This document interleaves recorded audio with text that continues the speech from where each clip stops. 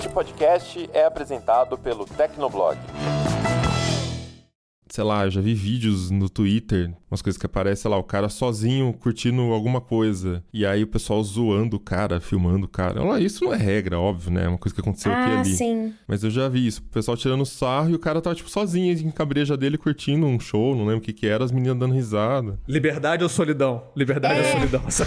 É isso. Insuportável. O brother tá só tomando uma cerveja, deixa ele em paz. Exatamente, o maior medo é eu, de repente, ir num bar beber alguma coisa sozinha e ser filmada porque eu tô ali. Tipo, meu Deus, eu só quero ficar sozinha.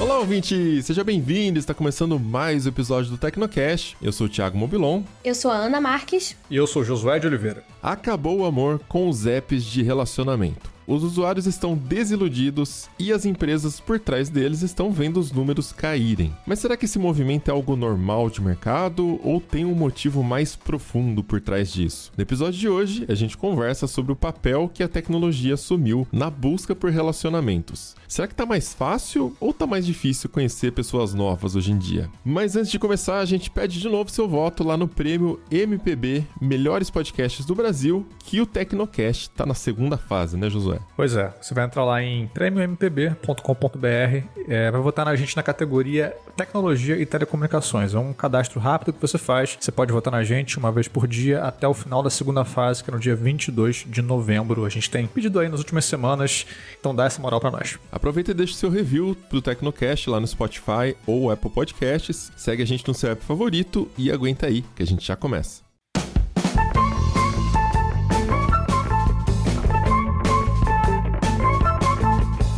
Se a hora da faxina é um tormento para você, talvez seja a hora de usar a tecnologia ao seu favor. E é aqui que entra a Karcher, líder mundial em soluções de limpeza. Pois é, os robôs aspiradores da linha RCV facilitam e otimizam a sua faxina. Na Karcher você encontra modelos como o RCV3, que conta com um sistema de navegação LiDAR, que usa feixes de laser para mapear o ambiente. Isso torna a limpeza dos pisos muito mais detalhada e eficiente, e além disso, sensores adicionais detectam obstáculos e diferenças de altura para garantir a navegação segura pela sua casa. E usando o app Karcher Home Robots, você pode personalizar o funcionamento do RCV3 em cada cômodo. Dá para adicionar parâmetros de limpeza, programar os horários e até definir zonas proibidas. O RCV3 é ideal para limpezas de pisos frios, carpetes e tapetes. Com ele, sua casa fica livre de poeira, sujeira e pelos de pets, mesmo que você esteja na correria do dia a dia. Pois é, com os robôs aspiradores da Karcher, você ganha um parceiro naquela hora que ninguém gosta, que é a hora da faxina. Então acessa lá, karcher.com.br, para conhecer a linha de robôs aspiradores da Karcher. Aproveita e segue os perfis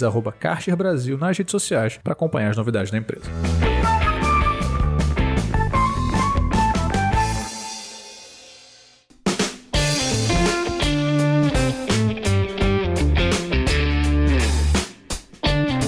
App de pagamentos com bônus de 110% do CDI e cartão de crédito com 1,5% de cashback em todas as suas compras. Essas são só algumas das vantagens que você encontra no Recarga Pay. O Recarga Pay é o super app de pagamentos que convida os brasileiros a repensarem suas finanças para encontrar a melhor opção para o seu bolso. São diversos serviços num lugar só para que você, pessoa física ou jurídica, possa alcançar os seus objetivos financeiros. Num só app você tem desde recargas de celular e pagamentos de contas, até empréstimos e transações com o Pix. E detalhe, o app do Recarga Pay tem uma das melhores avaliações do mercado. Então faz um teste, baixa o app e faz o seu cadastro. A gente inclusive te dá um incentivo para isso. Usando o cupom TECNOCAST, você ganha R$20 para fazer uma transação de Pix parcelado. Esse desconto é válido para pagamentos feitos com cartão de crédito no valor mínimo de R$40. Então segue o passo a passo no link da descrição deste episódio para entender como usar o seu cupom. Saia no automático e repense suas finanças com o Recarga Pay.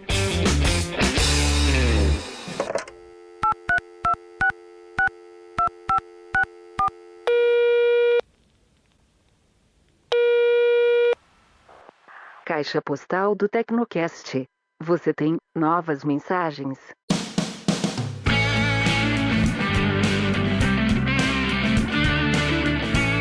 Caixa postal do Tecnocast, se você não quiser acompanhar com a gente, pode pular o episódio para 15 minutos e 52 segundos. Bora lá, Josué, qual que é o primeiro aí? Vamos começar com o áudio do Elias Mendonça, ele mandou pra gente no WhatsApp, só que a qualidade do áudio estava um pouquinho ruim, então a gente só transcreveu aqui o que ele disse, e foi o seguinte, ó, ele tá se referindo aqui ao episódio da semana passada, que nós falamos sobre Nubank e Netflix, né? Especificamente essa parte foi sobre a Netflix e o fim do plano básico sem anúncios e a migração dos usuários desse plano para o plano padrão com anúncios. Ele disse o seguinte, foi falado que o consumidor é acostumado a consumir coisas com propaganda. Ok. Porém, não é pago. Então a gente consome Spotify com propaganda porque não é pago. A mesma coisa com o YouTube e os demais. O que é difícil do consumidor se acostumar é pagar por algo e mesmo assim ver propaganda. Mas aí cai no que a gente falou também, né? Que revista é paga e tem propaganda. Jornal é pago e tem propaganda.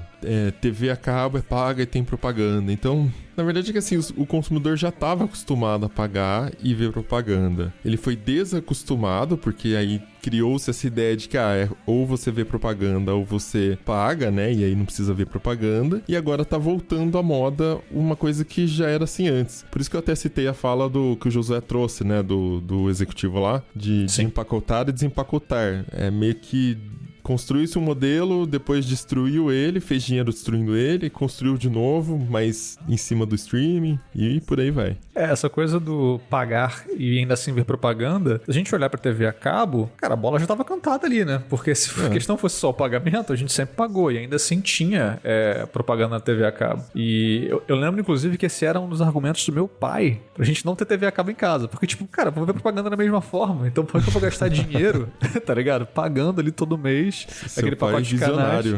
Pois é, então...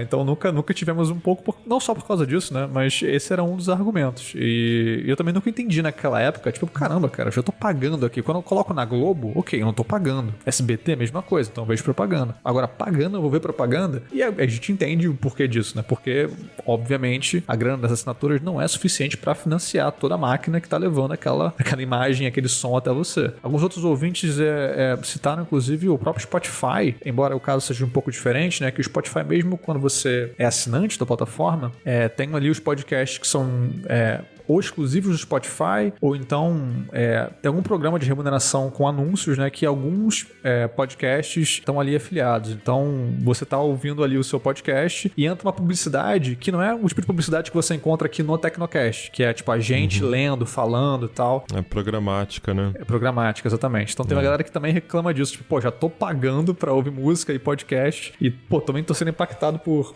propaganda. Embora as do Spotify dê pra pular. Eu pelo menos consigo pular por aqui, então não me impacta muito, não me irrita muito. Mas aí, assim, é chato a questão da propaganda, mas... assim, volta no meu ponto, né? O que pra mim é central. A questão da Netflix ali foi a descaracterização do produto, né? O produto antes não tinha propaganda e agora todo mundo foi migrado à força para um plano com propaganda. Então, realmente vai ser difícil pra Netflix vender isso pro cliente como vantajoso para ele, mesmo que haja economia no valor e as demais vantagens, porque de fato a propaganda é o que atinge mais. Eu discordo. Acho que ficou claro, né? Que eu e o José discordamos um pouco nesse ponto. Sim. Mas tudo bem, não tem um certo ou um errado no final das contas, né? Que eu só acho que as duas coisas aconteceram ao mesmo tempo. Acho que a gente discorda do resultado final. As pessoas vão continuar usando, vai bater recorde de uso. Vai continuar.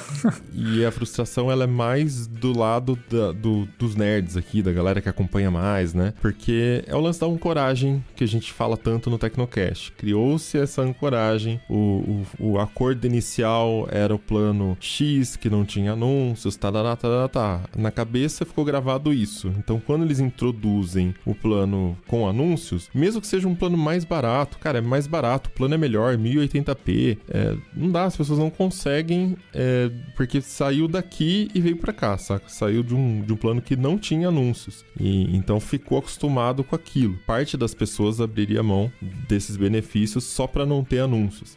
Enfim, mas eu acho que pelo preço ser mais barato e até pelas melhorias, né? Eu acho que a tendência é só crescer. Com certeza porque eles não estariam substituindo, né? Ficou um ano em testes. Então... Exatamente. Acho que eles comemoraram recentemente, depois que a gente gravou, 70 milhões de usuários do plano padrão com anúncios. Tipo, a gente pra caramba. Olha aí. Assim, tipo, então eles estavam...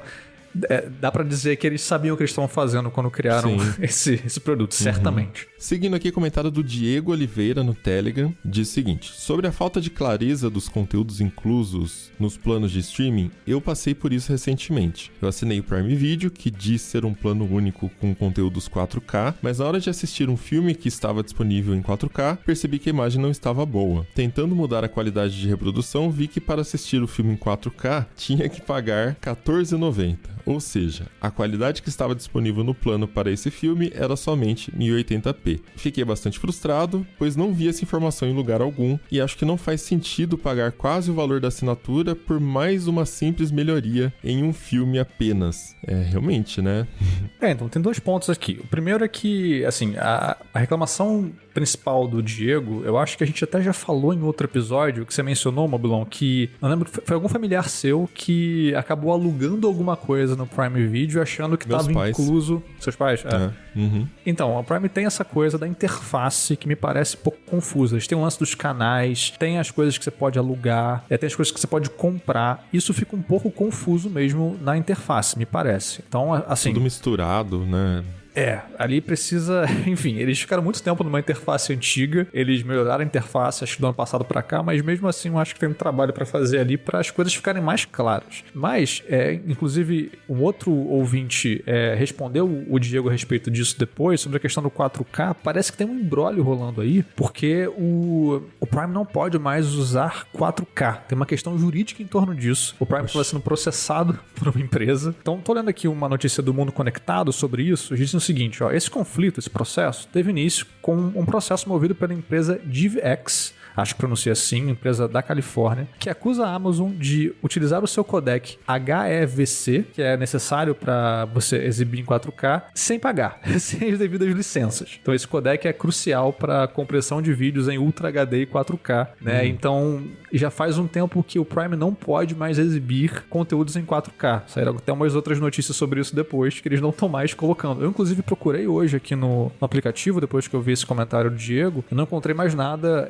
que esteja em 4K, nem escondido, assim, nem para pagar mais. Então, eu acho que deve ter rolado, essa situação que ele passou deve ter acontecido enquanto eles ajustavam essa treta em relação a esse processo que estão movendo contra eles. E pelo que eu entendi, essa empresa está movendo processos contra outros streamings também. Então, assim, eu não sabia disso, uma curiosidade esquisita. Uma coisa bem técnica, bem dos bastidores aí, né? Exatamente. Então, é isso.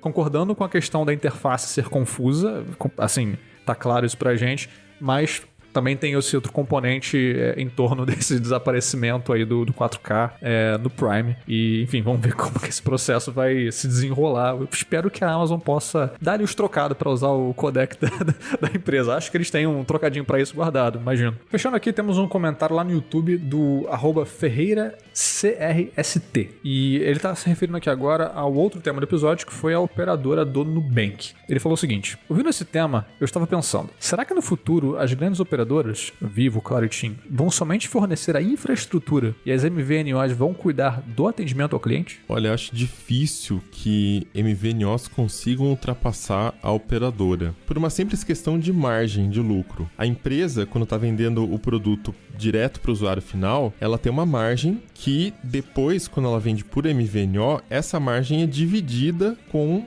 a empresa parceira, no caso a Nucel, né? Ou seja, num ambiente onde o Nubank consegue conquistar muitos clientes e aumenta a competição com as operadoras de infraestrutura que fornecem infraestrutura, as operadoras de infraestrutura têm mais espaço para cortar ali nos planos dela e abaixar o preço para competir com a MVNO, né? Isso num ambiente que a regulação, sei lá, esteja vigilante para impedir que, por exemplo, a Claro faça alguma manobra contra a Nucel, no sentido de impedir que a Nucel ultrapasse ela, saca, no número de clientes. Mas eu acho que esse caminho não aconteceria, porque é do interesse da Claro, da TIM e da Vivo ter essas parceiras com MVNO, saca, para financiar a infra deles. Mas é isso, no final das contas, se a Claro precisar competir com o Nubank, chegar num ponto que o Nubank tá ficando grande ao ponto de competir com a Claro em número de usuários, a Claro sempre pode, peraí, então eu vou cortar um pouquinho mais a minha margem e eu consigo competir com o Nubank. E o Nubank não tem essa possibilidade porque, né, a margem dele, no caso ali é um acordo de revenue share, né?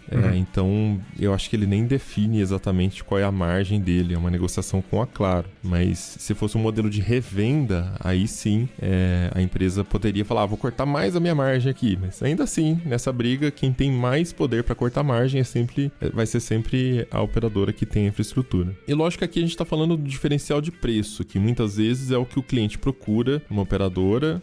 Difícil argumentar se é uma commodity, talvez não seja no sentido de que pesa muito a questão da cobertura, como o Taz trouxe até também, né? A questão do atendimento, 70% é o atendimento. Então, pelo menos a parte do atendimento existe esse espaço para a MVNO oferecer um diferencial, saca? Então, o preço pode ser igual, a MVNO pode estar com uma margem ridiculamente pequena só para conseguir manter o serviço rodando. Vamos supor que chega nesse nível de competição, né? Mas ela consegue ter o diferencial de oferecer um atendimento melhor do que a outra operadora, por exemplo, né? Tem caminhos para explorar, esse é o ponto, que não só abaixar o preço. Enfim, comentários lidos, bora pra pauta? Vamos nessa.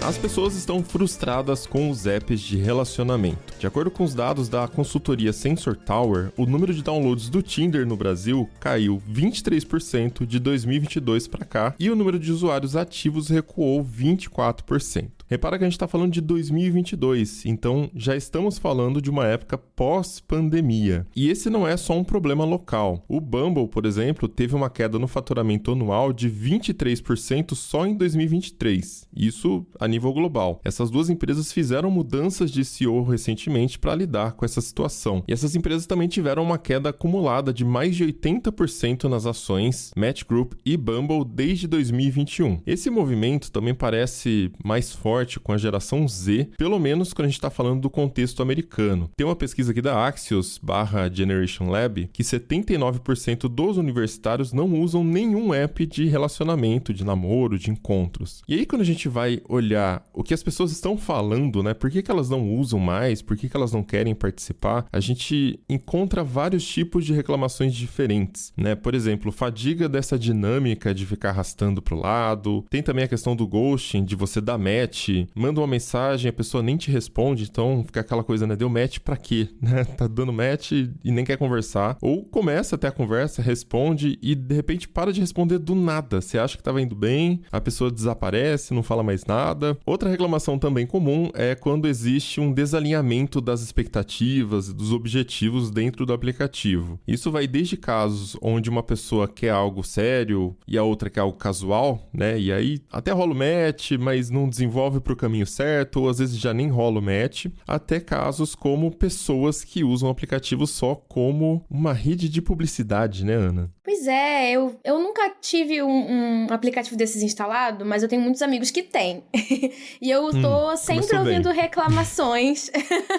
Tô sempre ouvindo reclamações dessa galera falando sobre isso, assim, sobre a galera que tá no Tinder ou em outro aplicativo de relacionamento, pra conseguir seguidores em outras redes sociais, né? Em redes normais, tipo Instagram, né? E etc. Então, a pessoa tá ali e ela coloca suas fotos ali. Geralmente, o que eu ouço mais é meninos reclamando, né? De mulheres que fazem isso. E, tipo, bota ali as fotos bonitonas e tal, foto de biquíni. E aí, bota o arroba, né? Da rede social que ela quer, onde ela quer ser seguida. E aí, os caras vão, né? Na toda, porque é o comportamento padrão, né? Basicamente, elas jogam a isca, eles vão atrás e aí elas ganham seguidores. Então, tem essa reclamação, assim, da pessoa não tá ali pra conseguir um relacionamento, ela tá pra conseguir fama, né? O aplicativo, ele meio que virou uma vitrine mesmo de pessoas, né? Não é só pra criar a conexão, a pessoa tá ali pra exibir o que ela tem, mais de esteticamente, né? Então, virou isso. E aí, é muito louco, né? Porque a galera fica reclamando, eu tô entrando aqui porque eu quero uma conexão um pouco mais profunda, mundo e tal. E chega lá, eu me deparo com mais pessoas querendo seguidores. Uma coisa que eu conseguiria no próprio Instagram, né? Se eu tivesse lá. Então, existe essa reclamação aí da profundidade das intenções da galera. Eu acho que esses aplicativos são, assim, aquela intenção inicial da web, que é criar mais conexões entre pessoas, que a gente sempre ouvia isso no passado, assim, elevado à sua função mais básica, assim, tipo, vou criar um aplicativo que é só pra isso, assim, pra formar casais, enfim, ter novas relações, né? E de fato é isso, tá dentro da proposta da web, essa coisa que, putz, agora a gente vai conhecer novas pessoas e, né, vamos nos tornar próximos de mais gente porque as fronteiras estão diminuindo e etc, né? E isso é uma necessidade humana, a gente usa a internet pra isso desde os tempos do, sei lá, chat wall. Que esse usei bastante. Quer o chat, o bate-papo wall eram realmente... Bate-papo wall. Muito bom. Não tinha Instagram para as pessoas seguirem naquela época, então as intenções eram mais puras. Você nem via a cara da pessoa, né? Isso é normal do Tinder hoje em dia também. Tem muito perfil que a pessoa não coloca foto de rosto. Às vezes é foto fake. Quer dizer, não dá pra saber, né? Mas às vezes a menina só coloca foto assim, da nuca dela, sabe? De trás pra frente, assim, ó. E só pra ver, tipo, você vê mais ou menos o cabelo, assim.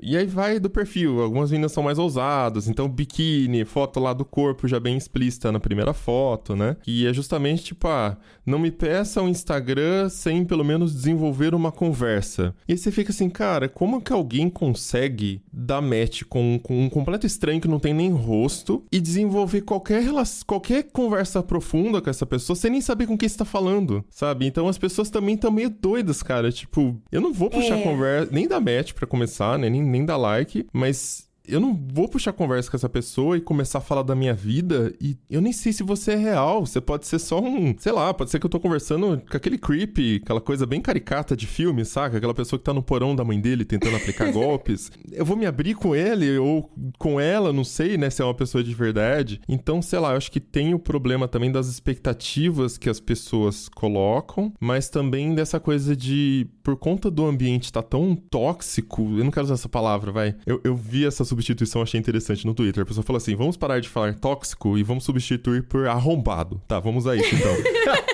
O ambiente tá tão arrombado... Sim. Que, cara, as pessoas tentam se proteger e elas se fecham mais, né? Então, dessa forma, ser um anônimo e querer que as pessoas deem match com um anônimo e se abram com um anônimo pra daí ver se eu passo o meu Instagram e aí você passa o Instagram e eu falo que você é feia e você vai fazer o quê? Você vai ir lá no Twitter militar que eu te chamei de feia, entende? Então, tá difícil o ambiente pros solteiros nos aplicativos de relacionamento.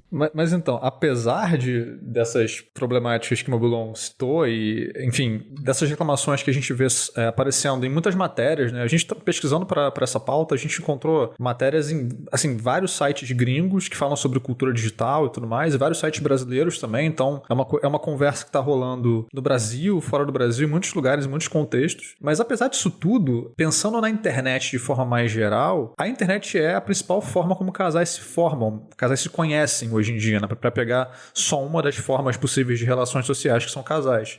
A gente até viu alguns gráficos, né? Tipo, você vê a representatividade da internet na maneira como casais se conhecem, ela só vai aumentando, assim, vertiginosamente desde que ela surge. E hoje em dia ela, de fato, é a maneira principal como as pessoas se conhecem e eventualmente desenvolvem laços amorosos. E, naturalmente, vai ter também um grande impacto na nossa aquisição de amizades, né? Tipo, o mesmo de conhecidos, né? Pessoas que estão ali na nossa órbita e tal.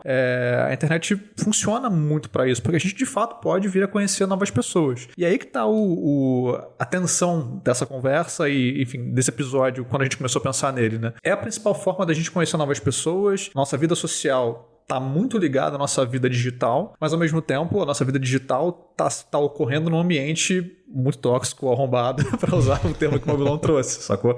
Então é uma dificuldade de saber como lidar bem com isso. E aí eu tava pensando, cara, tipo, na minha própria experiência, o quanto que ambientes digitais, ambientes online afetaram a minha vida social, assim, as minhas sociabilidades. Pensando no meu círculo de amizades, pessoas que eu conheço, mesmo que não sejam pessoas com as quais eu tenho contato diariamente, pessoas que estejam próximas a mim, assim, mais imediatas, tem muita gente que eu só conheço e só faz alguma diferença na minha vida por causa da internet. Acho que, se eu vou perguntar pra vocês, provavelmente vocês vão ter histórias semelhantes. Pessoas que eu conheci no Orkut e que viraram, assim, foram muito próximas de mim em algum momento, ou ainda são, ou então em algum outro contexto, né? Então, assim, acho que talvez se a gente olhar um pouco pro passado, talvez a gente encontre ambientes um pouco menos arrombados, assim, de conhecer novas pessoas e de estabelecer amizade, sabe? Eu tenho bastante gente, assim, o meu grupo de amigos, ele se formou, o grupo atual, assim, ele se formou ali para meados de 2008, 2009, o grupo aqui é vida pessoal mesmo, sabe, interior, que tem grupos diversos lá em São Paulo também, mas sempre tem alguma ligação com o trabalho também. E essa galera, uma parte eu já conhecia, tipo, uma eu conhecia da escola, outra eu conhecia de infância, eu fui agregando outras pessoas também, misturei tudo, e aí foi se formando um grupo, e um grupo, assim, muito diferente. Então já começa por aí. Era um grupo que era muito legal sair, mas ao mesmo tempo todo mundo muito, muito diferente, assim, as ideias, os gostos e tudo mais. Quando a gente tá falando de um ambiente de algoritmo, esse grupo já não teria a menor chance de se conhecer e de dar certo. Então acho que essa é a primeira questão que a gente vê com esses apps, tanto de relacionamento quanto de redes sociais, né? Mas eu conheci essa galera, como o José falou, numa época que a gente não tinha muito algoritmo. Uma parte ali se agregou pelo Twitter, até teve o Twitter Festival, que era uma organização para arrecadar fundos para alguma instituição e tal, né? Rolou em vários lugares do mundo e a gente trouxe para Americana, fizemos aqui em Americana, 2 ou 3 edições e, tipo, deu super bom e tal. Então essa galera meio que foi se fortalecendo também, participando desses eventos e tal. Mas assim, todo mundo muito diferente, opiniões políticas muito diferentes ali também, mas até uma das opiniões que o pessoal deu sobre aplicativo de relacionamento é isso, tipo, jamais nem conversaria com uma pessoa que não votou no candidato que eu voto, tipo, então parece que é isso, a gente tá cada vez mais conectado, mas não é uma conexão significativa, a gente tá cada vez mais distante também, né, das pessoas. Vocês não ficam com essa sensação no mundo dos algoritmos? A gente tá criando bolhas, né, cada vez mais nichadas. Então, tem uma coisa que eu gosto, né, quando eu conheço gente nova naturalmente, não porque eu procuro gente nova, quando eu conheço. É justamente a parte onde eu me surpreendo com coisas dela. Só que pra eu me surpreender, né, com uma pessoa, tipo, caraca, essa pessoa gosta disso, que legal, que diferente. Eu não posso procurar, porque se eu procurar, eu não vou me surpreender, né? Tipo, se eu procurar, eu já tô estabelecendo que eu quero tal coisa. Então, eu não tem surpresa pra mim, não tem... E aí, pra mim, não tem muita magia nisso, sabe? Assim, pensando em relacionamento, não teria muita magia procurar gente. Porque, caraca, é tipo o rodízio de pizza, que você quer que a pizza... Isso é uma analogia perfeita, porque... Que é pizza. A Ana fala assim, não fala o sabor, só coloca no prato. Não. É porque tem um restaurante que eu ia antigamente... Ela faz assim pro garçom. Coloca os dedos assim no lábios. Quero. Não, há um tempo atrás eu ia num restaurante que tinha um rodízio maravilhoso, só que eu sempre ia muito tarde, tipo 11 da noite, ele fechava meia-noite. E aí os garçons começavam a perguntar, que sabor você quer? E cara, isso estraga a magia do rodízio, porque a magia do rodízio é você tá ali não e escolher, a pizza né? vir. E você, caraca, essa aqui eu quero. Não, essa aqui não. Ah, mas vai vir outra. Qual será a próxima? Essa é a magia do rodízio. E conhecer pessoas novas, pra mim, tem muito essa magia também, assim, quando você pensa, não conhecer pessoas porque eu preciso conhecer, sei lá, né, numa situação profissional, não, que eu preciso encontrar uma pessoa com perfil exatamente daquele jeito pra trabalhar numa coisa estabelecida. Mas quando eu quero um relacionamento, eu quero construir alguma coisa legal, assim, pô, você vai pensar, eu quero que me surpreenda, eu quero que venha uma coisa diferente, uma coisa que eu nunca vivi, alguma coisa assim, né? Então, procurar já me causa um estranhamento, né? Esse comportamento de procura já me causa um estranhamento. Você não dá chance pra nada novo, né? Pra nada diferente. Exato. O seu cérebro não vai criar conexões sinápticas novas se você fizer todo dia as mesmas coisas, saca? Tem estudos neurológicos que falam assim, uma simples forma de você exercitar o seu cérebro pra ele criar novas conexões sinápticas é fazer um caminho diferente pra ir pro trabalho, saca? Sim. É só isso. Em vez de virar na rua X, você vira na Y. Já muda. O seu cérebro já volta a pensar, né? E eu tenho muito isso, acho que eu já falei em alguns Tecnocasts também sobre streaming. Porque, cara, tem 200, milhares de opções ali em todos os aplicativos de streaming. E às vezes eu sento e fico assim, putz, cara, eu não tô afim de escolher, sabe? Eu não tô afim de pensar, tipo, será que eu gostaria? Aí você fica tentando pensar no sentimento que você vai ter assistindo aquele filme ou aquela série. E na TV a cabo, você simplesmente ia passando, a grade é essa. Tem, sei lá, a gente tá privilegiado, né? Sei lá, que seja 100 canais. Uhum. É muito mais, né? Mas é que eu não uso muito, mas... Escolhe um aí. É isso, cara. Ou separem algum... ou você desliga a TV, né? Então, beleza. Você acaba, às vezes, deixando em qualquer coisa que já tá rolando, já tá na metade e tal. E com o streaming, não. Você meio que tem aquela coisa de eu preciso escolher alguma coisa que eu vou gostar, alguma coisa que... E aí, no final, muita gente acaba indo pras mesmas séries que já assistiu pra assistir de novo, porque é, tipo, uma série segura. Tipo, eu não tô no momento que eu vou lidar bem com frustração. Então, me dá só o mesmo de sempre, que é pra eu não lidar com a frustração. Esse processo que o Moulon descreveu e o que a Ana falou antes sobre o rodízio, a analogia do rodízio com conhecer pessoas novas, pensando no contexto da internet, da tecnologia aplicado a isso, eu falei dos aplicativos de relacionamentos como talvez a dimensão mais clara disso. Tipo, isso aqui só serve para isso. Mas se a gente for pensar na experiência da internet, a gente vai ver que a gente vai caminhando para sair dessa lógica do rodízio para entrar numa lógica de self-service, assim. Tipo, aqui, onde estão as coisas que eu quero? Eu vou ali e pego o que eu quero. E a algoritmização da nossa vida online vai meio que levando a isso, assim. Tipo, eu não quero mais tanto assim ser surpreendido por pessoas novas que vão me trazer ideias, dinâmicas, conflitos diferentes aos quais eu estou acostumado. Então, e agora eu vou tendo mais controle, pelo menos as empresas vão dizendo isso, não, você está tendo mais controle, mesmo que você não faça nada, você só precisa seguir quem você segue, curtir o que você curte, e a gente vai te dar mais do que você obviamente quer, né? Então, a minha experiência vai ficando cada vez mais no centro e as opções de pessoas com as quais eu posso me relacionar, que eu posso conhecer a partir daqueles ambientes digitais que são muito importantes nas nossas vidas, vão gravitando a mim, as minhas preferências. Então, eu acho que é esse processo que começa ali nas redes sociais e vai se intensificando, até que você chega num aplicativo de relacionamento que só serve para isso e já está totalmente pensado para essa experiência. Você vai jogar pro lado, você vai dar match, o aplicativo vai te entender e vai te apresentar mais daquele cardápio e você escolhe o que você quer. Totalmente diferente da lógica do rodízio, onde você era surpreendido. Mas esse caminho, até da tecnologia mesmo, se adequando a nós, é um caminho que vai nos colocando meio que no centro dessa experiência e aí as possibilidades que a gente tem de sociabilidade a partir desses ambientes digitais vão ficando cada vez mais enviesadas para o nosso lado, para as nossas escolhas, porque a gente já escolheria e não para necessariamente pessoas novas e diferentes de nós. Eu acho que tem uma nuance ainda no aplicativo de relacionamento. A analogia que eu faria, primeiro, você disse que a gente está indo para um modelo de self-service. Eu acho que self-service aqui seria a TV a cabo. Só tem aquilo, você só pode pegar agora aquilo, porque a comida esfria e acaba, né? E é isso. O modelo do streaming tá mais pra à la carte mesmo, né? Tipo, você senta a hora que você quer no restaurante, pega o cardápio, tem todas as opções, você pede, vai fazer pra você agora e você come, né, no seu tempo. Mas eu acho que no aplicativo de relacionamento, o algoritmo não chega nesse ponto. Eu acho que a argumentação que a gente tá fazendo é mais no sentido de que as pessoas estão mais fechadas por conta de estarem, talvez, em bolhas nas redes sociais. Tem estudos que falam que é o contrário, na verdade, que a gente é mais impactado com coisas do lado oposto nas redes sociais, e por isso que a gente tá tão revoltado e tão extremista, né? Mas, sim, existe uma tendência das pessoas de só quererem agora ficarem com os seus, saca? Se você não votou igual, se você não pensa igual, se você não é tudo igual, a pessoa já tem aquela sensação de não querer estar próximo, né? Eu não pertenço, não me identifico, né? Portanto, eu não quero nem tentar uma relação humana de qualquer tipo ali. Nos aplicativos de relacionamento, eu acho que o buraco é um pouquinho mais embaixo. Parece um pouquinho com a questão do feed do Instagram. Porque a reclamação de todo mundo é que você não consegue encontrar ninguém, entre aspas, que presta nesses lugares, né? Como relação, assim. Nenhuma relação que preste, que seja significativa. Isso de amigas e amigos, tá? Cada um tem um tipo de reclamação ali sobre, mas o que tem em comum é que não dá match de verdade, saca? No máximo é tipo mas eu tô solitário, né? Então vamos marcar um date.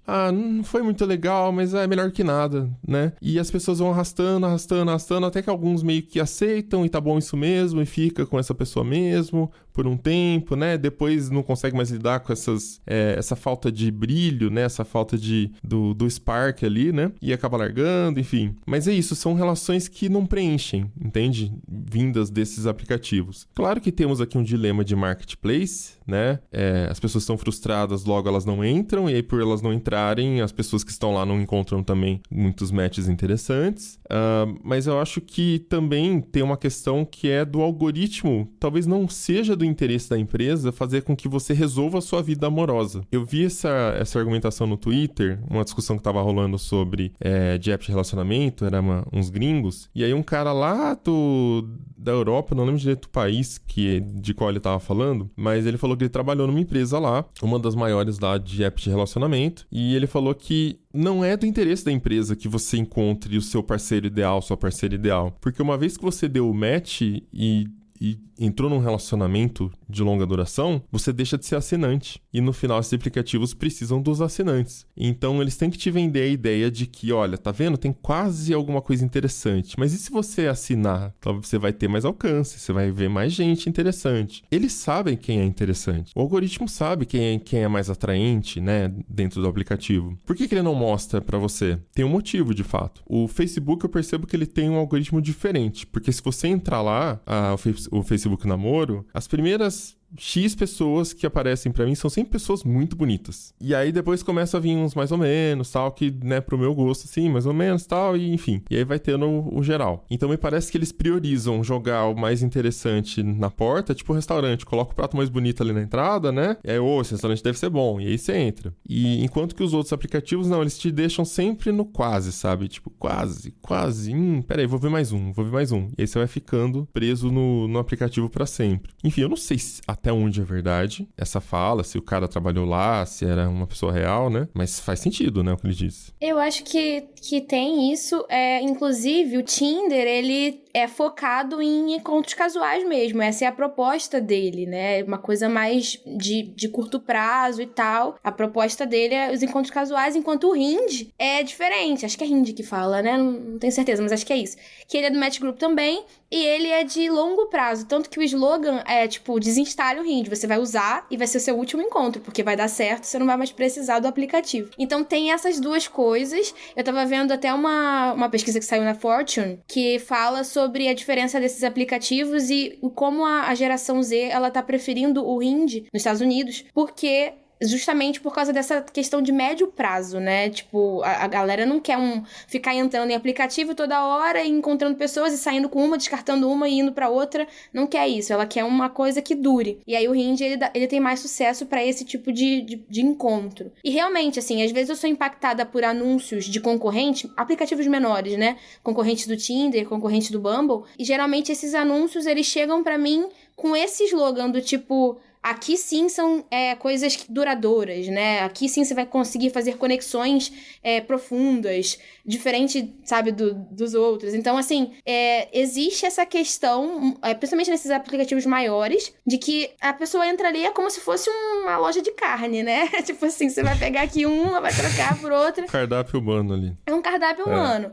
Então, existem esses aplicativos menores que têm essa intenção. Mas, obviamente, como é que isso vai se sustentar, né? Porque é aquilo, a partir do momento que você encontrou a pessoa, o seu par ali vai falar, desinstala aí, filho, vambora, porque eu não quero mais ver teu perfil lá, não. Então, é bem complicado mesmo, né? Se fizer sucesso o aplicativo do ponto de vista do usuário, o aplicativo cai em instalações. Mas se fizer sucesso do ponto de vista da empresa, aí o usuário não vai ficar feliz, porque ele vai estar sempre ali procurando gente. É meio paradoxo. Não é pra cair em instalações também, porque se for ver, tem sempre pessoas novas entrando e pessoas saindo.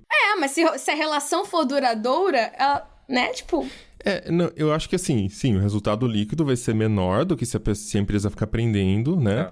Mas assim, todos os dias tem pessoas solteiras procurando relações. Porque as relações estão falidas. Outra questão, né? Mas... enfim, dá para ter um público. O único problema, enfim, essa empresa pode ter esse diferencial, pode atacar esse nicho.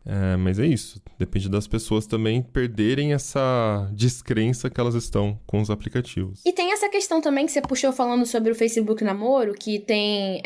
ele exibe as fotos mais interessantes ali, as pessoas mais bonitas primeiro. E aí entra nessa outra questão do tipo, na vida real, nem sempre você vai namorar a pessoa mais bonita, casar com a pessoa mais bonita. E sim quem tem mais conexão. Só que nesses aplicativos você não tem como saber isso. Você vai pelo mais bonito, você vai pelo interesse físico ali, né? Então é humanamente esquisito, né? Não é não é como a gente faria numa situação natural. Então tem esse atrito também, do tipo, é linda a pessoa, maravilhosa, mas abre a boca, não tem nada que te prenda ali, né? Então difícil. O que eu tô ouvindo também de jovens, de amigos, assim, é que, assim, eu aqui, full disclosure, eu tenho os aplicativos, eu tenho Bumble, Tinder e até o Facebook eu tenho lá, mas não consigo falar que eu sou um usuário, assim. Às vezes, eu tô entediado, eu dou uma olhada, mas meu histórico de encontros até com esses aplicativos é minúsculo, eu conto em uma mão, assim, é muito Depois pequeno. desse Tecnocast vai bombar lá, todo mundo procurando uma vilão no Tinder. Não, então, já procura no Instagram. Vou deixar os links aqui no... Mas, enfim, o pessoal costuma falar... Meu amigo, esses dias, ele falou pra mim que ele é DJ, toca em balada, assim, e tal. Minha idade, 1 ano, acho que 2 anos mais novo. E ele falou, cara, o Instagram tá muito melhor hoje em dia. E eu vi isso de várias pessoas, já que o Instagram virou o point dos dates e né, dos relacionamentos. Só que o Instagram também tem essa dinâmica de você não encontrar o que você tá procurando. Principalmente no feed. Você entra e ele fica te dando... Tipo, você quer uma conexão, você quer ver um amigo, uma interação, uma coisa significativa. E o que você encontra é um feed que você fica rolando eternamente e não chega em lugar nenhum. Fica 2 horas ali preso no aplicativo. Enfim, tem essa dinâmica de ter que jogar com o algoritmo. Então, se você quer arrumar alguém no Instagram, você vai ter que fazer um feed de vida perfeita. Você vai ter que ficar fingindo ser um influencer, você vai ter que ficar postando foto na academia, postando foto viajando, fazendo vizinho pro céu, sei lá, você vai ter que fazer coisas que influencers fazem. E aí, como é que fica também para uma parcela da população, que vamos dizer que seja metade da população, que é mais introspectiva? Mas aí essa pessoa sempre esteve prejudicada. Sim. Porque... Não, mas assim, no mundo real, essa pessoa pode só estar em um ambiente e chamar atenção. Ou ficar escondida atrás de uma pilastra, assim, pelo amor de Deus. Tem níveis, né? Tem níveis. Mas sim, você pode, sei lá, tá numa faculdade. E aí, a timidez da pessoa te atrai. Às vezes, aquela pessoa é bonitinha e tal. Você nunca vai ver ela online. Ela não vai ficar postando online. Sim. Ou você tem uma interação com a pessoa, qualquer coisa ali. Então, esse tipo de coisa, o meu ponto o online, ele cria um recorte que beneficia muito pessoas no espectro, assim, elas estão mais pro narcisismo, sabe? Não quero usar essa expressão porque tá bem batida, né? Mas no sentido de a pessoa que gosta de atenção, que quer muito aparecer e que quer os holofotes. E aí, esse tipo de pessoa, às vezes, nem tá interessada nas conexões reais. Ela quer ser influencer, ela quer ter mais atenção, ela quer mais pessoas seguindo e dando em cima dela. Ela ou ele, eu tô falando ela pessoa, tá? Porque isso acontece muito dos dois lados, assim. Isso liga muito com a questão que é o paradoxo da escolha. Tem um livro com esse nome, que é do Barry Schwartz. Não li ainda, mas tá na minha lista aqui, já vi alguns conteúdos sobre ele. E ele cita que uma ampla variedade de escolhas paradoxalmente tende a deixar as pessoas paralisadas e menos satisfeitas com os resultados de suas decisões. Então é isso, a partir do momento que você tá lá e você cria uma vitrine perfeita e tem muita gente te mandando mensagem e tudo mais, você não escolhe, você fica travado. Mas isso também pode se aplicar à questão dos relacionamentos, né?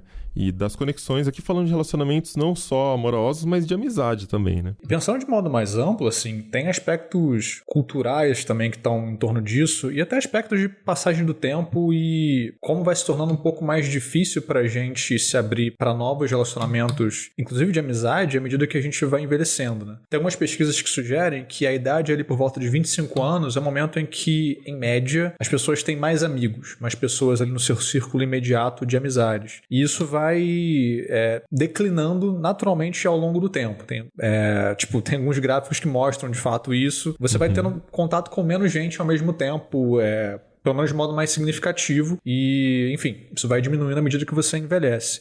Isso é um movimento relativamente natural, comum, tem muitas explicações para isso, né? Tipo, quando você tá com 25 anos, 24 por ali, talvez você esteja fazendo faculdade, então é mais o ambiente no qual você está. Então, à medida que você envelhece, você vai diminuindo a quantidade de locais sociais pelos quais você circula. Então, são menos oportunidades de você conhecer novas pessoas, ser impactado por esse rodízio. Então, à medida que isso vai acontecendo, a gente vai tendo menos chances de se relacionar com outras pessoas. Isso num movimento normal. E aí, novamente, o que sobra? O que é o mais... O que está mais disponível para nós? São a internet, são as redes sociais, os aplicativos de relacionamento, o que for. Isso liga, eu acho que com um conceito que tem aparecido nos últimos anos em muitas conversas sobre relacionamentos contemporâneos, que é a ideia de uma epidemia de solidão. As pessoas ficando mais solitárias, mais fechadas e tendo cada vez menos relacionamentos significativos, né? Então, essa coisa que o Mobilon falou no começo, de termos muitas opções, estarmos muito conectados, né? O tempo inteiro conectados, na verdade. A gente não sai mais da internet, a gente está sempre com várias pessoas ao nosso alcance, mas ao mesmo tempo não estamos na companhia dessas pessoas. Estamos na companhia cada vez de menos pessoas. Né? É uma sensação de conexão por estar presente nas redes sociais, mas ninguém está conectado de verdade. E a gente não sabe por que aquele vazio está ali, né? Pois é, então. E alguns estudos feitos em alguns países, né? Tipo, tem um que a gente pegou na reportagem da época, fala de um estudo que ouviu 23 mil pessoas em 28 países. E os brasileiros são um destaque um pouco negativo nesse estudo. 50% dos brasileiros se sentem sozinhos. E em segundo lugar vêm os turcos, terceiros indianos, enfim. Isso é bem acima da média global, que seria de 33%. Então, Mas que ainda assim é um número alto, né? Se a gente for pensar em pandemias, por exemplo, Covid, quantos por cento da população pegou? Tipo, 33% da população mundial falando que tá se sentindo assim é bastante relevante. É bastante relevante. E, de novo, também fico pensando nas dinâmicas de vida atualmente, né? E como isso é diferente de dinâmicas que a gente teria, sei lá, no século passado, onde você tinha menos urbanização, então as pessoas viviam em comunidades menores, talvez a maioria da população vivia em comunidades rurais, então a proximidade da família e outros laços comunitários mais próximos eram mais comuns, e aí, com o tempo, isso vai mudando. São movimentos que ocorrem ao longo de décadas e séculos e tal, e vão levando a esse lugar onde a gente está agora, no qual a gente melhorou em muita coisa como humanidade, mas também tem suas consequências. Então, tudo isso dialoga com esse contexto, de novo, que a gente volta, né? A internet, o online, o aplicativo, a rede social é o lugar que é mais fácil da gente recorrer para encontrar formas de sociabilidade. E esse lugar é um lugar que não nos satisfaz mais por toda essa longa série de fatores que a gente falou, né? Eu não sei se eu diria que é o mais fácil, mas eu diria que é o lugar hoje em dia, saca? Virou o lugar, é o lugar, óbvio. É o point. Não é mais sair de casa, é o lugar. Sei lá, eu já vi vídeos no Twitter, umas coisas que aparecem, sei lá, o cara sozinho curtindo alguma coisa. E aí o pessoal zoando o cara, filmando o cara. Isso não é regra, óbvio, né? É uma coisa que aconteceu aqui e ali. Sim. Mas eu já vi isso, o pessoal tirando sarro e o cara tava, tipo, sozinho em cabreja dele, curtindo um show, não lembro o que era, as meninas dando risada. Liberdade ou solidão? Liberdade ou solidão? É isso. Insuportável. O brother tá só tomando uma cerveja, deixa ele em paz. Exatamente, o maior medo é eu, de repente, ir num bar beber alguma coisa sozinha e ser filmada porque eu tô ali. Tipo, meu Deus, eu só quero ficar sozinha. E, cara, eu sou uma pessoa que gosta muito de fazer coisa sozinha. Tipo, eu gosto muito de ir no shopping sozinha, lanchar, tipo, comprar alguma coisa num fast food, alguma coisa, sentar na praça de alimentação sozinha e comer. Eu gosto dessa sensação, sempre fiz isso. E eu fico com esse medo. Eu falo, daqui a pouco alguém vai me filmar. Aquela menina de cabelo colorido ali comendo sozinha, sabe? Tipo, alguém vai sabe fazer quem isso. ela é? Vamos ser amigos dela. Nem chama atenção, dela, né? Cabelo vermelho ali no meio da praça. Pois é. Mas é complicado, é difícil, assim. O que é um pontinho vermelho sozinho no meio da praça de alimentação? Ana Marques. Ana Marques. Mas assim, é muito louco isso, porque o José falou assim, do século passado as relações eram diferentes e tal, mas também, olha só, tinha umas partes ruins que não faz sentido. A gente hoje tem muitas facilidades e a gente não aproveita elas, né? Porque, ano passado, século passado, a gente... Enfim, as pessoas, elas tinham que conviver com aquelas pessoas que estavam ali. E nem sempre as pessoas que estão no seu convívio são as pessoas legais, né? Ah, sim. Então, assim... Os seus pais escolhiam com quem você ia casar, por exemplo, né? Também, E assim, no ciclo de amizade, você tinha aquele ciclo ali super limitado. Se você tivesse gostos mais diferentes, sei lá o que você ia fazer, né? Tipo, não tem.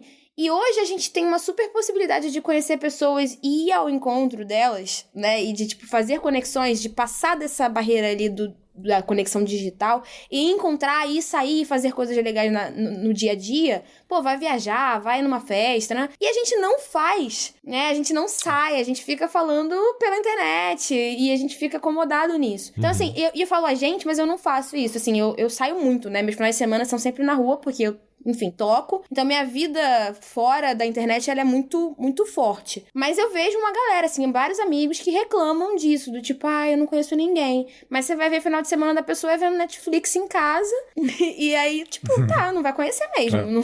Difícil, né? É que assim, a pessoa não tem opção. O Mobilão se sentindo tocado. Não, eu tô tentando... É que assim, eu já tive meus momentos mais fechados em casa, não por opção própria, também por opção própria, depende.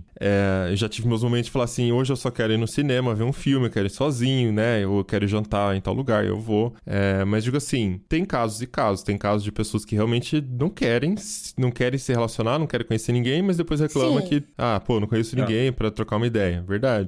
Mas é porque eu acho que assim, na internet, no mundo que a gente vive hoje, também causa essa... Ou é um fenômeno da nossa idade, não sei, da minha idade, né? Que eu tô quase nos 40, das pessoas já estarem, tipo assim, não faz muita questão, saca? É difícil marcar alguma coisa. Não se esforça muito. Enfim, tem um pouco disso também hoje em dia. Eu acabo percebendo com as minhas amizades, sabe? E é normal, tem final de semana que eu fico frustrado em casa, sei lá, vou ver um Netflix, vou na academia, sei lá, eu faço coisas assim, sabe?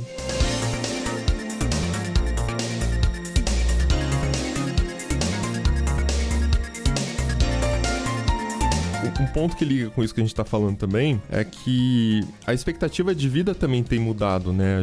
Que ótimo, a ciência avançou, estamos vivendo mais. Também tem esse fenômeno das pessoas querendo ter filho mais tarde, às vezes nem quer ter filho. A taxa de natalidade é bem menor do que era antigamente, tanto que problemas na Previdência aí estão vários previstos já. Mas que nem com 27 anos, minha mãe tinha 3 filhos. E com 27 anos... Hoje eu olho pra uma pessoa de 27 anos, eu penso, que criança.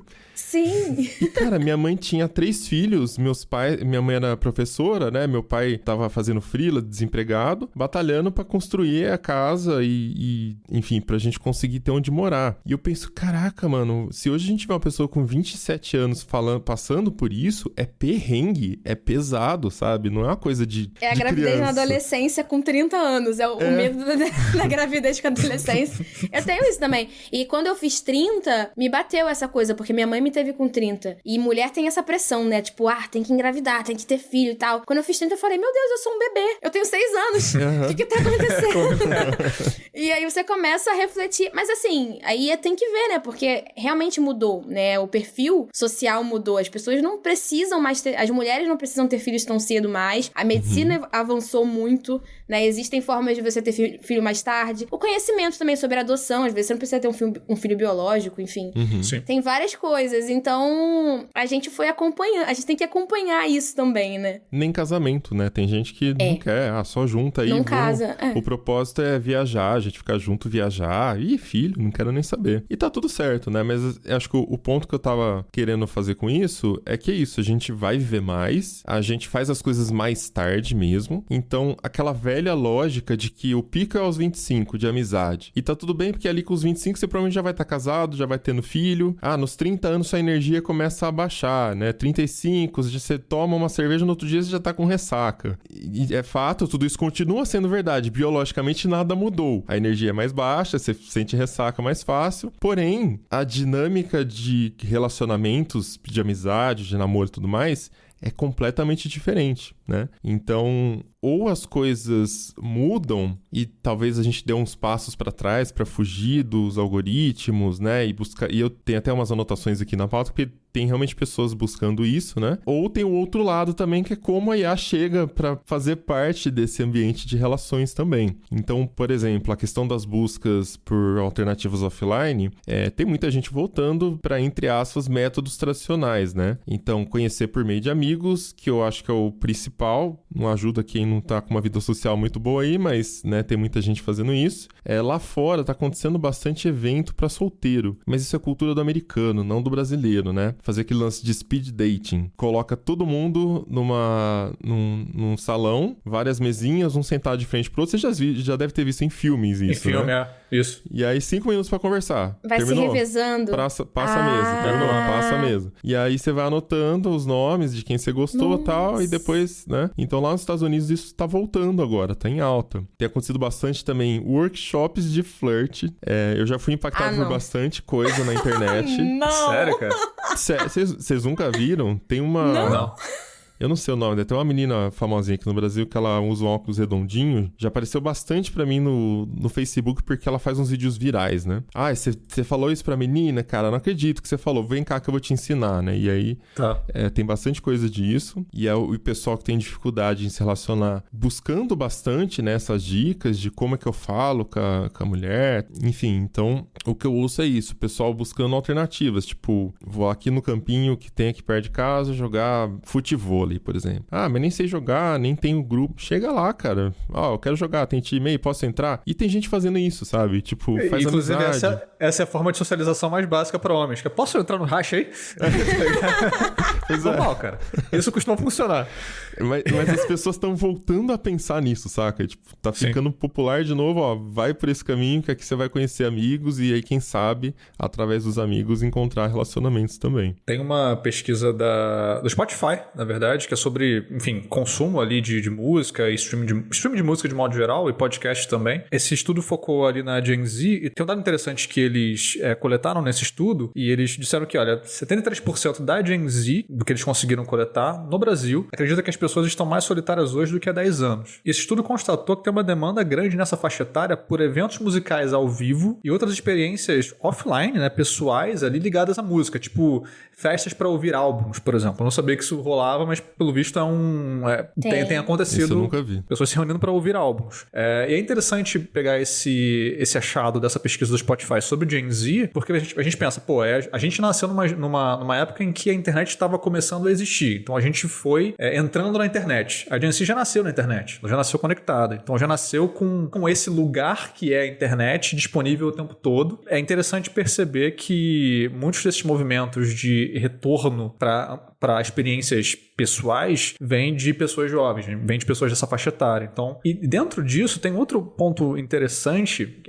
que é um conceito que eu descobri esse ano, na verdade. A minha esposa me passou depois de ela assistir alguns vídeos e tal, que é o conceito dos terceiros lugares. O terceiro lugar, basicamente, é aquele lugar que não é sua casa, não é seu trabalho. Basicamente, é algum outro lugar ou conjunto de lugares que são dedicados à sociabilidade. Então, pode ser agremiações religiosas de modo geral, igrejas, por exemplo, clubes, bibliotecas, praças, pubs, bares, etc. Então são lugares cuja lógica é social. Então esse nome vem de um livro de um sociólogo chamado Ray Oldenburg. Pelo que eu consegui entender do conceito dele, o terceiro lugar teria uma importância social muito grande pelo fato de que lá você pode ter contato com o diferente. Então para ele isso tem relevância até mesmo no fortalecimento da democracia, né? Para você ter contato com aquele que é diferente de você. Só que aí, de novo, voltando para o nosso contexto que a gente está falando, né? Por conta do digital, por conta da internet, por conta das conexões artificiais, vamos colocar assim, que a gente tem graças à tecnologia, esses terceiros lugares perderam um pouco seu espaço. Qual que é o terceiro lugar hoje? Qual que é o lugar? É a internet, né? Então, de repente, voltar a frequentar intencionalmente esses terceiros lugares ajude, de fato, de novo, a gente ter mais contato com os diferentes, a gente ser mais impactado por pessoas que não são só como nós, ou como os algoritmos ditam que a gente quer, enfim, os nossos relacionamentos, enfim.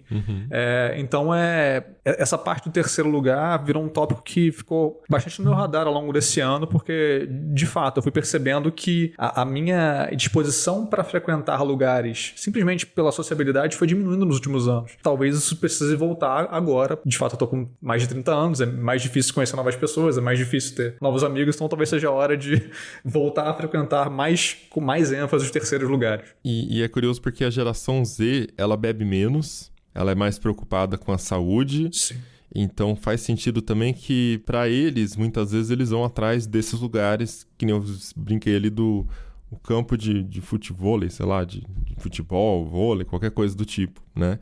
Alternativas saudáveis, correr, andar de bicicleta, são coisas que a geração Z já está naturalmente mais preocupada desde cedo. E também tem uma trend muito forte no momento, a gente acho que postou no Tecnoblog outro dia, ou rolou no Tecnochat ali, a geração Z...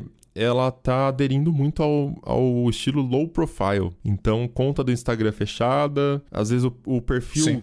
Nem mostra a cara da pessoa. Eu já vi bastante isso. A pessoa às vezes tira a foto do espelho bem de longe, você não consegue ver o rosto direito, é só uma silhueta ali, ou de lado, ou alguma outra coisa assim.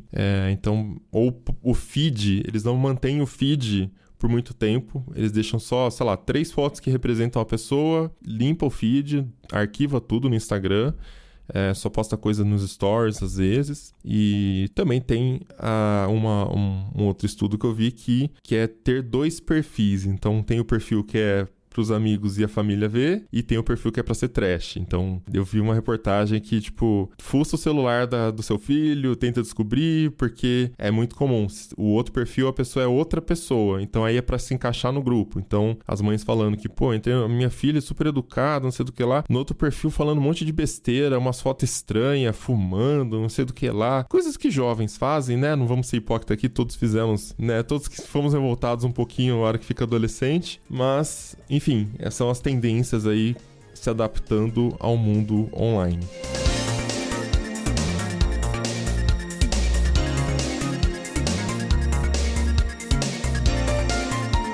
Agora, uma outra tendência que dá pra gente antecipar, dado todo esse cenário que a gente desenhou, e falando de tecnologia, estamos no Tecnocast, é o papel que uma IA pode ocupar dentro desse cenário de um mundo onde as pessoas estão mais solitárias, né, carentes ali de uma conversa, de um amigo. Como é que vocês acham, gente, que a IA vai encaixar nessa situação? Porque a gente já tá vendo, a IA nem tá tão avançado assim, mas a gente já tá vendo dispositivos, tipo aquele Friend do Friend.com, que é um colarzinho, né, para as pessoas baterem papo. Tem o Replica com K.com, que é também um avatar ali que vai aprendendo sobre você e aí conversa com você. Vocês acham que em alguns anos a gente já vai estar vendo pessoas se rendendo a relações, entre aspas, com a inteligência artificial por não conseguir, de fato, quebrar esse ciclo de ficar solitário e não conseguir ter desenvoltura para fazer uma conexão no mundo offline, tipo,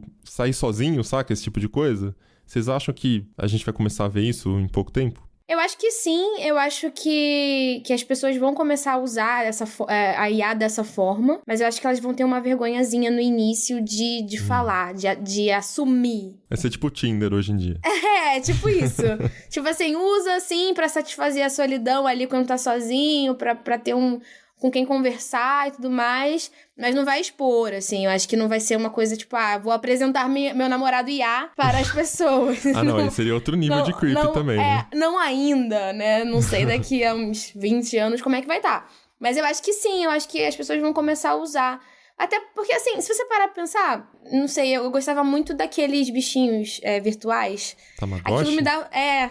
Tamagotchi e derivados, né? E aí, enfim, os Tamagotchis, eles eram uma coisa que você cultivava, uma relação. E aí a IA, eu acho que também é isso. É tipo assim, você vai cultivar aquela relação. É uma pessoa que você sempre vai ter ali. Você tem que ir lá falar com ela, perguntar como é que tá, se tá tudo bem, né? Como é que foi o dia, aí você conta o seu dia. Então é uma relação que você vai cultivando, assim. E, enfim, acho que daqui a um tempo, encontrando uma interface boa pra isso, que eu acho que é a principal coisa, né? Onde vai estar isso? Em que dispositivo? Como vai ser a interface disso? Aí eu acho que tende a naturalizar esse tipo de relação humano-máquina, sabe? Humano-IA. Acho que sim, acho que é só encontrar o dispositivo certo, que acho que ainda não foi encontrado, acho que ainda não chegamos lá, mas acho que chega em breve. Eu tendo a concordar com a Ana.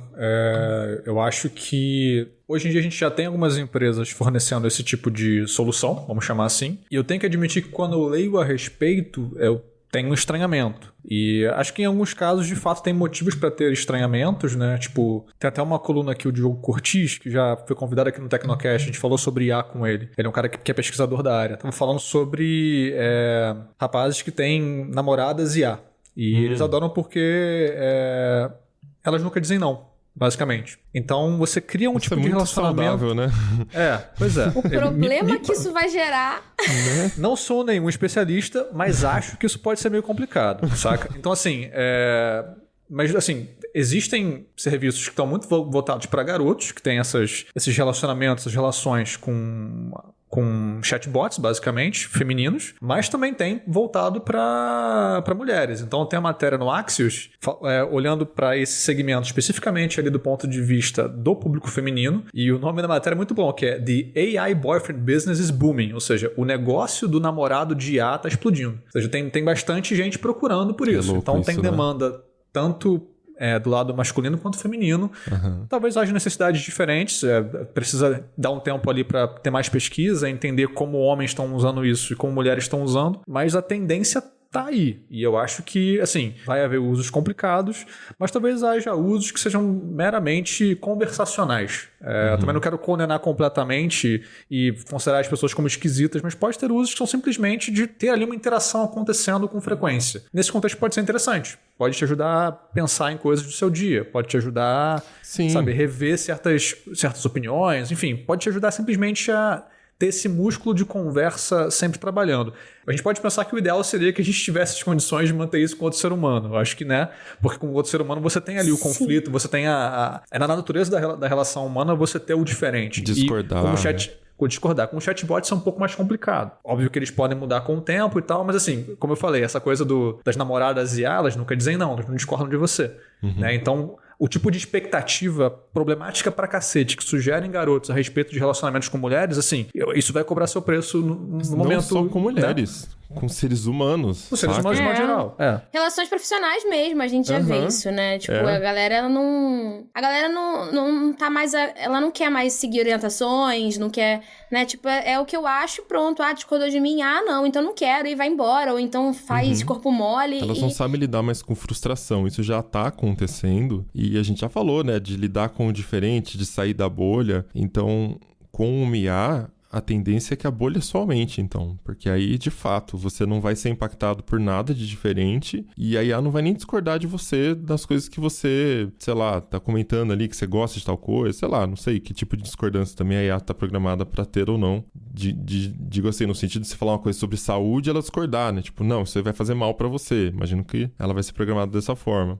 Mas é realmente problemático. Eu vi no outro dia... também no Twitter, em uma thread, sobre usos de ChatGPT. Um cara comentou que, mês que vem eu viro faixa preta no judô, fazendo treinamento com ChatGPT.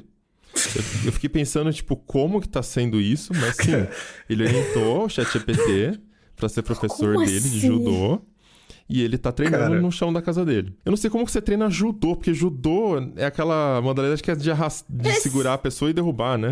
Eu quero muito que esse cara vá numa academia e coloque os aprendizados dele pra jogo. Eu quero muito que isso aconteça, que alguém filme. Por favor. Sim. Seria incrível. Mas eu acho que ele falou assim... no sentido de brincadeira. Tipo, já vou virar faixa preta. Tomara, beleza. Tipo assim, tô aprendendo. Mas eu sei que não é verdade, né? Mas eu tô aprendendo alguma coisa, pelo menos. E aí alguém falou que tava fazendo aula de guitarra, outra pessoa falou que tava fazendo aula de não sei o que lá. E aí eu vi uma pessoa que falou, eu tô fazendo terapia no ChatGPT. Eu orientei lá, dei as instruções, né? E... ele tem me dado uns conselhos muito bons. Cara, nesse caso, assim, realmente ele tem a capacidade de dar conselhos muito bons. Melhores do que o terapeuta original, às vezes, sabe? Porque, pensa, ele é treinado com todo o conhecimento de todos os... Saca? Ele não vai ter, óbvio, o sentido pra ver... se você tá blefando, se você tá mentindo, se você tá escondendo alguma coisa. Essa parte, óbvio que não tem. Mas digo, no sentido de, será que os conselhos que ele passa são bons ou ruins? A tendência é que sejam bons. Depende, na verdade, do que você tá falando pra ele, né? Depende do que você fala. Esse que é o ponto, assim. Qualquer chatbot, pelo menos os chatbots que a gente tem hoje, eles tendem a se adaptando muito bem às demandas dos seus usuários. Eles tendem a ir tentando agradar o usuário, basicamente. É um pouco complicado. E até mesmo pensando em terapia, que aí é todo um outro mundo, porque tem linhas de terapia, não necessariamente o terapeuta vai te dar conselho, talvez ele esteja ali para te confrontar sobre alguma coisa, talvez ele queira simplesmente cultivar um silêncio com você. Tipo, o meu terapeuta não tem problemas com silêncios, por exemplo. Às vezes eu fico muito tempo parado tendo silêncios com o meu terapeuta, simplesmente porque esse é o momento de trabalhar algumas coisas, saca? Então, tipo, tem algumas questões mais sérias aí no meio, mas o meu ponto principal, assim, de ver isso como problemático é justamente o ajuste que o chatbot faz a você. Ele vai tentar te agradar, cara. É o objetivo dele, te dar boas respostas, te dar a melhor resposta. Eu fico pensando, aí já falando de terapia, mas mais de relacionamento também, né? As duas coisas, na verdade. Entre nada e isso, o que é melhor? E aí eu lembrei de uma fala que eu até levei pra minha terapeuta outro dia, que eu acho que terapia... Óbvio, é muito bom e todo mundo deveria fazer. O estigma tá sendo quebrado, mas ainda tem bastante, né? Mas a terapia também pode ser extremamente ruim para uma pessoa. Porque na terapia tem que haver um compromisso de você estar sendo sincero. E o que eu vejo é que muita gente chega para terapeuta com um recorte específico, propositalmente, que é para ouvir só um viés de confirmação. E aí sai de lá pior do que entrou, saca? Porque não parou pra refletir de fato, tipo, mas por que te falaram isso? Mas por que você agiu dessa forma? Não, a terapeuta nem sabe. A terapeuta já parte pra de repente, um diagnóstico da pessoa que não está lá, né? Eu vejo muito isso, tipo, amigos, internet, já vi bastante, sabe? Casos assim rolando. O chat GPT, uma IA, pode ser um pouco disso também, né? Por conta disso de ser... viés de confirmação. Mas aí, por outro lado, também, que nem a gente tava falando das companhias de IA. Sei lá, às vezes é uma pessoa que tá em depressão por solidão. Sim. E a pessoa tá pensando em tirar a própria vida. E, tipo, porque ela não vê sentido na vida mais, sabe? Acontece muito. Entra num chat e encontra ali que palavra que eu posso usar, né? Eu ia falar um ombro amigo. Não, né? Mas encontra um conforto de alguma forma, né? Às vezes dá um gás pra pessoa. Conforto é uma boa palavra. Né? Então, é até difícil falar assim, julgar a pessoa. Não julgo, porque, cara, eu não sei em que situação a pessoa que tá buscando isso pode estar. Mas, de fato, tudo que falamos de gerar problemas sobre como se relacionar com humanos não deixa de ser verdade, até mesmo para essa pessoa. Ela tem que entender que seres humanos não são daquele jeito. Eles não vão concordar com você em tudo, eles não vão te agradar o tempo todo, né? É uma relação completamente diferente. Inclusive, tem alguns estudos que sugerem que determinados perfis de público podem ter benefícios ao usar chatbots, idosos, por exemplo, que é já que a gente está falando de solidão, é uma fase da vida muito solitária para muitos idosos. Então, tem alguns estudos que sugerem, pode ser interessante para essa pessoa, nessa fase da vida, ter ali um contato regular, uma conversa regular com alguém, estou fazendo aspas no ar, que está próximo, mais aspas, no ar dela, sacou? Porque, né, ela vai ter essa companhia, esse conforto. Por isso, nesse sentido, é isso. Eu acho estranho, mas dependendo do contexto eu consigo entender, e dependendo do contexto pode ser benéfico também. Obviamente que nesses casos mais bizarros de relacionamentos e da ausência de conflitos, aí talvez a gente tenha problemas maiores a longo prazo. E, enfim, vamos ver o que acontece. Então é isso, vamos chegando ao final de mais um episódio do Tecnocast. E conta pra gente suas experiências com os famigerados, infames no caso, que aplicativos de namoro. Todo mundo odeia, mas acaba instalando, acaba testando. Você conseguiu achar alguém, você conseguiu um relacionamento, ou você conseguiu o que você estava procurando, né? Depende do objetivo, das expectativas de cada um. Ou então, se você faz parte desse grupo que tá extremamente frustrado, tentou e não deu certo, conta pra gente suas experiências, qual que foi o motivo, o que você viu por lá, o que você acha que não dá certo, o que precisa pra melhorar, ou se o caminho mesmo é todo mundo aprender a jogar futevôlei e entrar no rachão lá e voltar um pouquinho como era antes. Manda pra gente seus comentários lá no Caixa Postal Tecnocast do Telegram ou no grupo do Zap, o link tá na descrição do episódio. Se quiser continuar o papo com a gente pelas redes sociais, eu sou @mobilon, @a_namarques. E eu sou @josuedeolive_ lá no Threads. Esse Tecnocast vai ficando por aqui, a gente volta com outro semana que vem. Até lá. Tchau. Tchau, pessoal.